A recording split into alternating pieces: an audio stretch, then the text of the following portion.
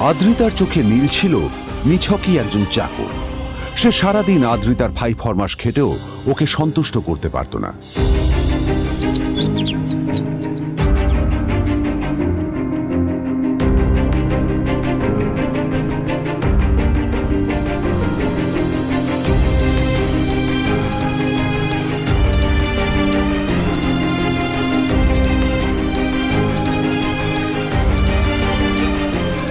এত কিছুর পরেও কেন একজন ধনী বাবা তার মেয়েকে গরিব ছেলের সাথে বিয়ে দিলেন?